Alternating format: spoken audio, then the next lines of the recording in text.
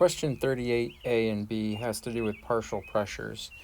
Partial pressure is the sum of all the pressures of the gas in a sample. So for example, our Earth's atmosphere is 760 millimeters of mercury. That's the pressure. That pressure is from the nitrogen, oxygen, carbon dioxide, all the other gases that are mixed together that make up our atmosphere. The total pressure that we're exposed to is the result of adding the individual pressures of each gas together.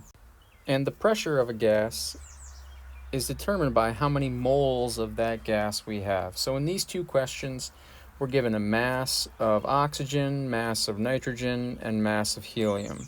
And then asked to define what is the partial pressure of oxygen and what is the partial pressure of nitrogen. So the first thing we need to do is we need to go from mass to moles. And then once we have moles, we can use PV equals nRT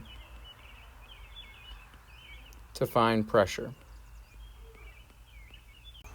So for oxygen, I have 16 grams of oxygen, and I know oxygen is 32 grams for 1 mole. So I have half a mole of oxygen. Do the same calculation for nitrogen. I have 21 grams of nitrogen, and I know that 1 mole of nitrogen is 28 grams, so I have 0.75 moles of nitrogen. Now that we know the moles of both, we can use PV equals nRT to find the pressure for both of those gases. So PV equals nR and T. We're solving for pressure, so I want to divide by volume. Volume cancels out, so pressure equals nRT over V. A few more things we can do before we get started in our calculation. All right, R is 0.0821 liter ATM mole Kelvin.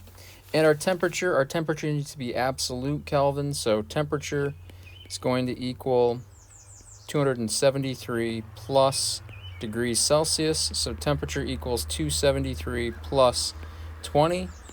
Temperature for all these calculations equals 293 K. So for oxygen, my pressure equals, I have 0.5 moles times 0.0821 liter times ATM mole Kelvin times 293 Kelvin, all divided by 25 liters. And I'll set up nitrogen as well. So this calculation's for oxygen, and this is for nitrogen. I have 0.75 moles of nitrogen, and then essentially everything else in the calculation is going to be the same. I have the same universal gas constant, liter ATM mole Kelvin.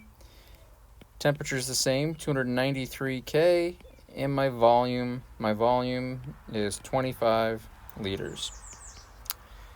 So as we calculate across, right, take a look at our units. Moles cancel out, Kelvin will cancel, and liters will cancel, and we're left with ATM, which is good for looking for pressure, right? ATM is a measurement of our pressure.